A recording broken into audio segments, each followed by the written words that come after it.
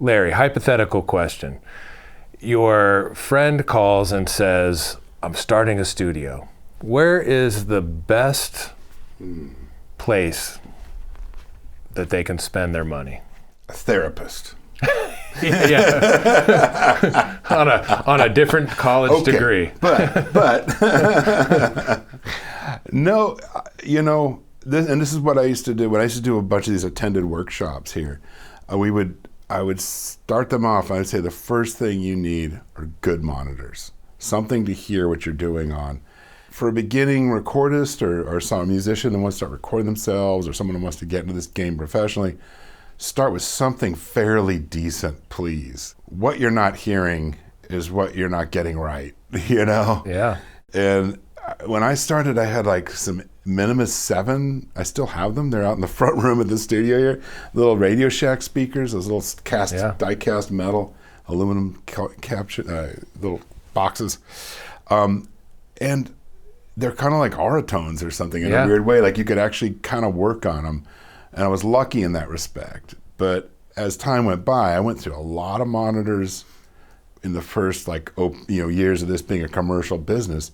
I probably went through like a set of monitors a year or two, because I was just never hearing everything I needed to hear. So I think that's the first thing I always tell people. Like, obviously, the room the speakers are in is gonna, and that's a huge other conversation. That's gonna affect how those speakers sound to you, and don't put them up against the back wall and all these crazy things, or have them playing like on the back of a desk and they're reflecting off the desk surface, all that crap. But there's all that stuff. The second thing I tell people, and this is the gear that you probably will sell the least of over your lifetime, is microphones. Because even the cheapest, junkiest mic can save your ass someday later. Yeah. You're like, wait, I remember that one kind of broken, weird mic. It does this cool thing.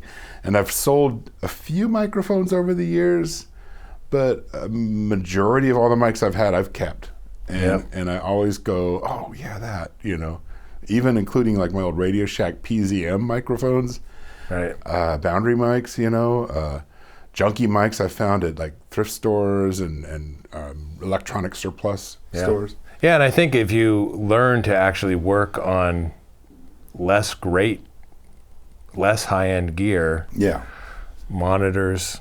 You need to hear that excluded. You could get better gear. Right.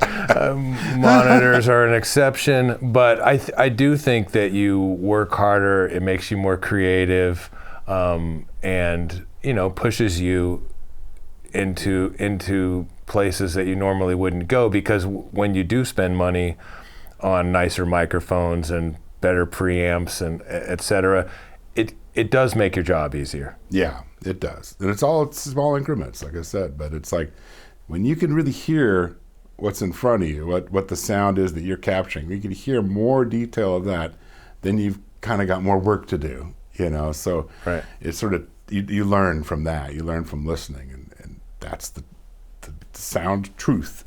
You heard it here first. That's right. Spend your money on monitors.